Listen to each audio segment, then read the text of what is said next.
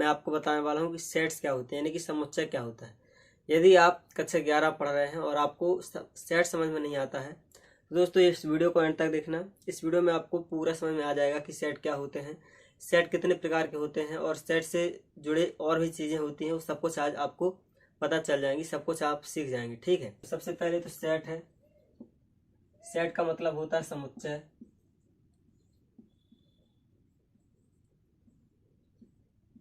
ठीक है, सेट का मतलब होता है समुच्चय। तो समुच्चय शब्द से ही आप लोगों को पता चल रहा होगा कि समुच्चय का मतलब होता है जहां लोग जुड़े हुए हों। ठीक है, तो जब बहुत सारी वस्तुएं एक साथ होती हैं तब वहां एक समुच्चय बनता है, एक समूह बनता है। तो जो समूह बनता है उसे हम लोग गणित की भाषा में समुच्चय बोलते हैं। जैसे कि हम बात करें एक क्लास की। ठीक है, तो क्लास में जितने बैठे हैं बच्चे बैठे हैं तो हम उसे कहेंगे कि बच्चों का समुच्चय, यानी कि बच्चों का समूह भी कहते हैं। ठीक है, नॉर्मली बच्चों का समूह कहते हैं, तो हम कहेंगे बच्चों का समुच्चय। ठीक है ना, तो कक्षा 6 के सभी बच्चों का समुच्चय पर लेने के लिए, किसी भी तरह के समुच्चय को बताने के लिए क्या करते हैं, ए से डिनोट करते हैं उससे। जैसे कि यहाँ पर एक क्लास के बच्चे हैं। ठीक है, चलिए मान लेते हैं कक्षा 11 में और भी सारे बच्चे हैं लेकिन हम इनकी बात कर रहे हैं। ठीक है, तो जो ये बच्चे हैं ये कक्षा 11 के हैं, तो हम इसको एक कोष्टक में लिख देते हैं, इसे कर्ली ब्रैकेट कहते हैं या मंझला कोष्टक भी कहते हैं। तो इसे, तो क्लास में इतने सारे बच्चे हैं। ठीक है, तो इन बच्चों को हम क्या कहेंगे कि ये बच्चों का क्या है, समूह है, बच्चों का समूह है। तो गणित की भाषा में से कहेंगे समुच्चय है, बच्चों का समुच्चय। किस किस क्लास के हैं, ये क्लास 11th के बच्चे हैं। ठीक है ना, समुच्चय को बताने के लिए देखिए ए लिख देते हैं। क्या लिख देते हैं, ए। ठीक है, क्या है ये, ए। तो यदि ए लिखा हुआ है, ठीक है, तो हम कहेंगे ए कोई समुच्चय है, यानी कि ए क्या है, समुच्चय है। तो चलिए दूसरा एग्जांपल लेते हैं। जैसे कि ए बराबर हम क्या कर देते हैं, देखिए मेरे पास एक मार्कर है, तो एक मार्कर है, अकेला है। यदि मैं एक पैकेट मार्कर रख दूं, यानी कि 10 मार्कर रख दूं या 15 या 20 मार्कर रख दूं, ठीक है, तो मैं क्या बोलूंगा कि मार्कर्स का सेट, यानी कि मार्कर का समुच्चय। तो मैं यहां पर इस तरह से लिख सकता हूं, लाल मार्कर, सफेद मार्कर, तो ऐसे। तो ए, तो यानी कि मार्कर का समुच्चय होगा। क्या होगा ये, मार्कर का समुच्चय। ए बराबर भारत की नदियां, भारत की नदियां। ठीक, तो यहाँ पर ए बराबर भारत की नदियां। अब जब हम गणित में रफ में से इस तरह से लिख देते हैं तो इसका मतलब ये हो जाता है कि ए कोई समुच्चय है जिसमें सभी भारत की नदियों को कवर किया गया है। ठीक है, और जैसे अब मैं एक गांव की बात करूं तो ए बराबर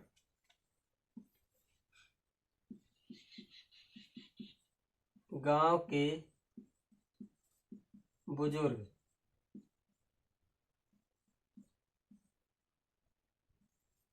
तो यहाँ पर ए गांव के बुजुर्ग। ठीक है, ए बराबर गांव के बुजुर्ग। तो इससे पता चल जाता है कि मैं किसकी बात कर रहा हूँ, गांव के जितने भी बुजुर्ग लोग हैं, सयाने लोग हैं, उनकी बात कर रहा हूँ। ठीक है, तो इस तरह से समूह को ही समुच्चय कह देते हैं। अब मैं और क्लियरिटी लाता हूँ। ठीक है, आपको और जो कंफ्यूजन है उसे और अच्छे से क्लियर करता हूँ। देखिए यहाँ पर ए बराबर अंग्रेजी वर्णमाला का समुच्चय, अंग्रेजी वर्णमाला, अंग्रेजी वर्णमाला के अक्षर।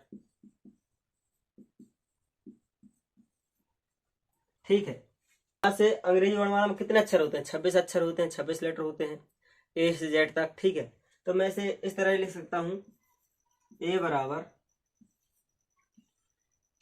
A B C D E और ऐसे जेड तक लिख सकता हूँ। ठीक है, तो ये हो गया ए बराबर ए बी सी डी से जेड तक। तो मतलब कि ये हो गया अंग्रेजी वर्णमाला के अक्षर। तो ये हमने अंग्रेजी वर्णमाला के अक्षर का समुच्चय बना लिया। ठीक है, तो इस तरह से हम और भी लिख सकते हैं। जैसे कि यहाँ पर हम लिखते हैं ए बराबर प्राकृत संख्याओं का समुच्चय। तो प्राकृत संख्या कौन होती हैं, 1 2 3 4 5 6 7 8 ऐसे प्राकृत संख्याएं बढ़ती जाती हैं, तो ये होती हैं प्राकृत संख्याओं का समुच्चय। यानी कि जितने भी प्राकृत संख्या हैं उनको हमने एक साथ लिख लिया या काउंट कर लिया या एक साथ चर्चा कर रहे हैं सभी प्राकृत संख्याओं की, तो हम कहते हैं कि ये क्या है, ये समुच्चय है। ठीक है, ये प्राकृत संख्याओं का समूह यानी कि प्राकृत संख्याओं का समुच्चय। अब यहाँ पर एक बात और आपको ध्यान में रखना है कि जब भी हम समुच्चय को लिखते हैं, ठीक है, तो जो ये करली ब्रैकेट के अंदर हम लिखते हैं, जो लेटर्स लिखते हैं, काउंटिंग लिखते हैं, कुछ भी लिखते हैं, तो इनको स्मॉल लेटर में लिखते हैं, छोटे अक्षरों में लिखते हैं। जैसे कि यहाँ पर मैंने ये लिखे ABCD, तो ये सब क्या है, छोटे अक्षर हैं अंग्रेजी वर्णमाला के। और जो बाहर लिखते हैं, तो हम जो बाहर लिखते हैं इनको हमेशा कैपिटल लेटर में लिखते हैं, यानी कि बड़े अक्षर में लिखते हैं। अब यहाँ पर कुछ और भी लेटर हो सकते हैं, जैसे कि A है, यहाँ पर B हो सकता है, W हो सकता है, O हो सकता है, R हो सकता है, ठीक है, और Z हो सकता है, तो ये भी हो सकते हैं। ठीक है, तो इनसे भी हम समुच्चय को डिनोट कर सकते हैं, बता सकते हैं। लेकिन ध्यान में यही रखना है कि जो ये है बड़े लेटर, इनको बाहर रखना है हमेशा, और कोष्टक के अंदर, मझले कोष्टक के अंदर या कर्ली ब्रैकेट के अंदर आपको हमेशा छोटे अक्षर का यूज करना है। ठीक, इस तरह से। तो ये होते हैं दोस्तों आपके समुच्चय। अब बात करते हैं समुच्चय की परिभाषा की। ठीक, तो ये देख सकते हैं परिभाषा है। ठीक है, परिभाषा के अनुसार सुपरिभाषित वस्तुओं के समूह को समुच्चय कहते हैं, यानी कि well defined collection of things is a set. ठीक, तो वस्तुओं के सुपरिभाषित समूह को या संग्रह को सेट कहते हैं या समुच्चय कहते हैं। ठीक है, अब सुपरिभाषित का मतलब क्या है? सुपरिभाषित का मतलब होता है कि ऐसा संग्रह हो, ऐसा समूह हो जिसके बारे में सभी के मत, सभी के ख्याल एक से हों। ठीक है, तो इसको ऐसे समझते हैं एग्जाम्पल से। देखिए, कोई कक्षा 10 है और इसमें मैं पढ़ाता हूँ। ठीक है, अब मैं पढ़ाता हूँ और मैंने पढ़ाया इसमें मान के चलिए 2 महीने। ठीक है, अब मैंने 2 महीने पढ़ाए तो मुझे पता चल गया कि इसमें कौन कौन से बच्चे हैं, इतने सारे बच्चे हैं।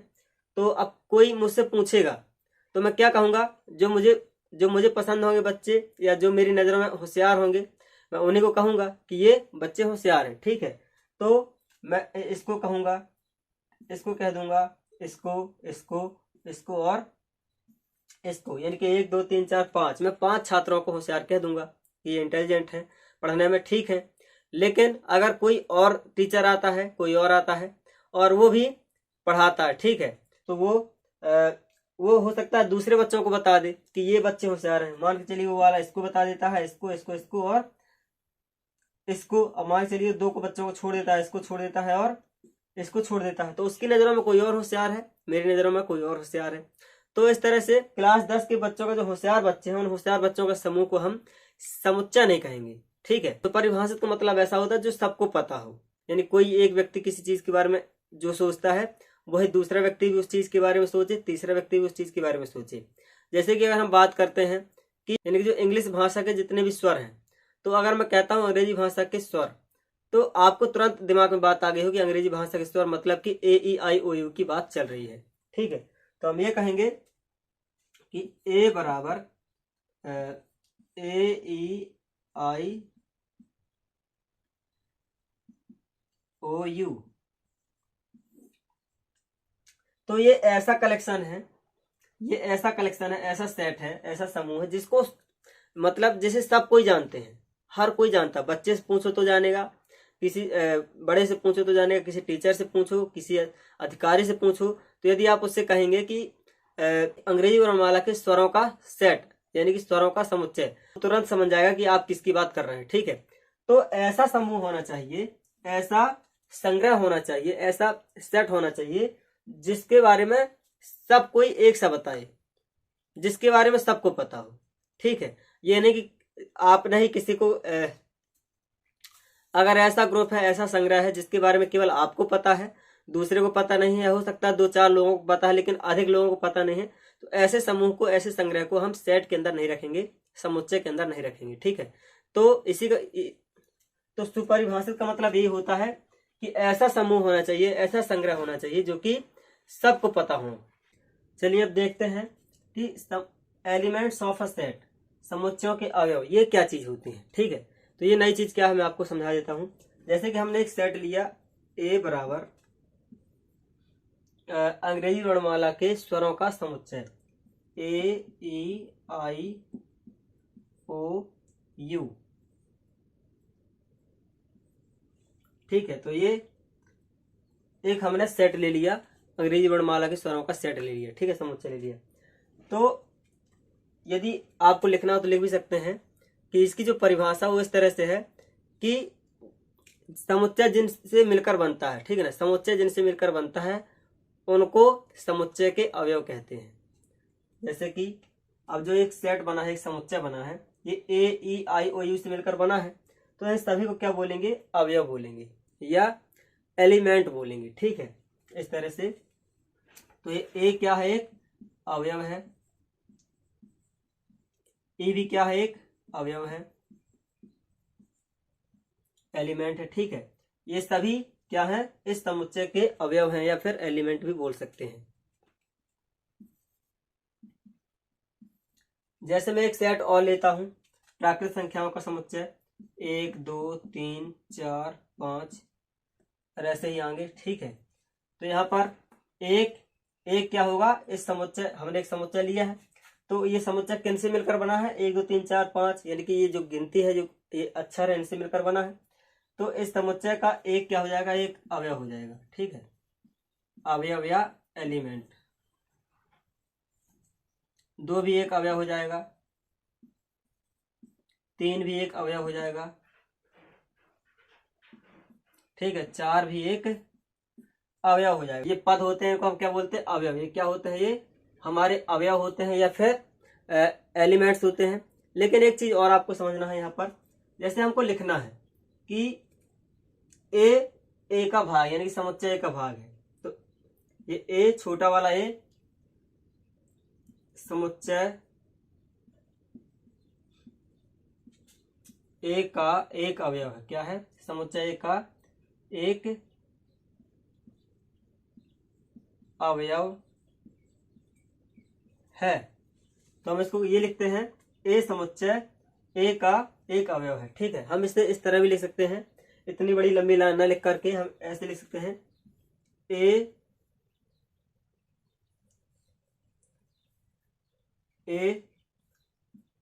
का एक अवयव है। छोटा वाला ए, इस ए समुच्चय ए का एक अवयव है। तो इस पूरी लाइन को हम इस तरह से भी लिख सकते हैं कि ए, जो इस समुच्चय ए है, इसका एक अवयव है। इसका मतलब होता है, जो ई की तरह निशान होता है, ये ई नहीं है। ठीक है, ये इस तरह से होता है ये। तो इसका मतलब ये है, ये चिन्ह बताता है, ये चिन्ह बताता है कि ये समुच्चय ए का एक भाग है। जैसे मैं ई लेता हूं, तो ई और ये ऐसे लिख लिया और हमने ए लिख लिया, तो अब ये पता चलेगा कि जो ई है ये ए का भाग है, यानी कि ए का एक अवयव है, ए का एक अवयव है। मैं आई लिखता हूं, आई और फिर ऐसे कर देता हूं। ठीक है, तो यहाँ पर आई ए, तो इससे ये पता चल जाता है कि आई जो है ए का एक अवयव है, आई समुच्चय ए का एक अवयव है, इससे ये पता चलता है। ठीक है, इस चिन्ह से। तो हम इसे बोलते हैं बिलोंग्स टू। क्या बोलते हैं इसको? बिलोंग्स टू बोलते हैं। या फिर चिन्ह होता है, होता है एप्सिलॉन चिन्ह। क्या होता है? एप्सिलॉन। ठीक है, तो ये एप्सिलॉन साइन है, एप्सिलॉन का चिन्ह है। तो इसका यूज करके हम ये जानते हैं कि आई ए का एक समुच्चय अवयव है। तो हम ये लिख सकते हैं, I belongs to a, I belongs to a, यानी कि आई ए का एक अवयव है। या फिर इसे ऐसे भी लिख सकते हैं, या फिर ऐसे भी लिख सकते हैं, या फिर ऐसे भी लिख सकते हैं। ठीक है, तो ये भी बहुत ही इंपॉर्टेंट है, सबसे ज्यादा जरूरी तो यही चीज है। अब एक और चीज आती है, समुच्चय के अंदर की ही चीज है, ये बहुत इंपॉर्टेंट है। जैसे कि रिप्रेजेंटेशन ऑफ अ सेट। ठीक है, तो समुच्चय को लिखने के दो तरीके होते हैं, समुच्चय का प्रदर्शन। तो देखिए, एक जो तरीका हमने ये लिखा है, ए बराबर AEIOU, ये ठीक है, इस तरह से लिख दिया है। और एक ये लिख दिया हमने, एक ए बराबर 1 2 3 4 5। ठीक है, तो इसको और एक तरीके से हम इसको और लिख सकते हैं, मैं भी आपको बताता हूं। हम इसे लिख सकते हैं ए बराबर एक्स, यानी कि कोष्टक लगा के एक्स सच दैट, जो ये दो डॉट हैं, दो बिंदी दिखाई दे रही हैं आपको, तो इनको सच दैट बोलते हैं। एक्स सच दैट एक्स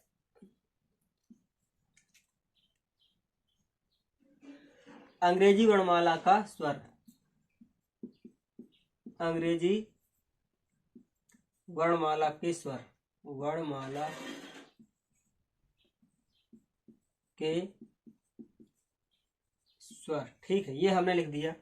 तो ए बराबर एक्स सच दैट, इतने को अलग पढ़ना है। X such that, x such that का मतलब होता है इस एक ऐसा है, ऐसा है, इस प्रकार का है। ठीक है ना, तो एक्स ऐसा है, इस प्रकार का है कि एक्स अंग्रेजी वर्णमाला के स्वर है। क्या है? यानी कि एक्स अंग्रेजी वर्णमाला का स्वर है, वर्णमाला का स्वर या के स्वर। ठीक है, तो इस तरह से इसको हम इस वाली लाइन को ऐसे भी लिख सकते हैं, ए एक्स सच दैट एक्स अंग्रेजी वर्णमाला का स्वर।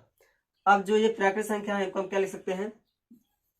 ए बराबर, इसके लिए भी यही चीज लिखनी है, एक्स सच दैट एक्स प्राकृत संख्या, एक्स प्राकृत संख्या है, प्राकृत संख्या है।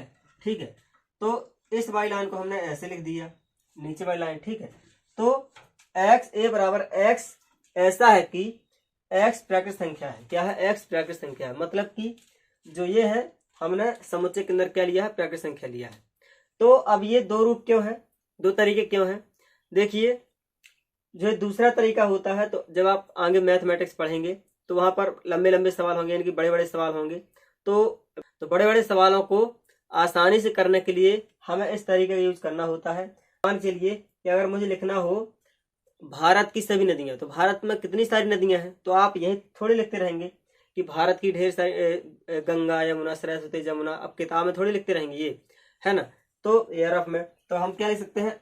ए बराबर x such that x Bharat की नदियां हैं, भारत की सभी नदियां। ठीक है, तो एक्स ऐसा है, एक्स ऐसा है, एक्स सच दैट, इसको सच दैट बोलते हैं। एक्स ऐसा है, एक्स भारत की सभी नदियां हैं, एक्स भारत की सभी नदियां हैं। ठीक है, तो इस तरीके को जब हम इस तरीके से लिखते हैं तो इनको बोलते हैं रोस्टर, रोस्टर फॉर्म। क्या लिखते हैं? रोस्टर फॉर्म, रोस्टर फॉर्म, या फिर ये भी लिख सकते हैं टेबलर फॉर्म, टेबलर फॉर्म, इस तरह से। ठीक है, तो हम जो ये ऊपर वाला तरीका है इसको क्या लिखते हैं? रोस्टर फॉर्म या टेबलर फॉर्म।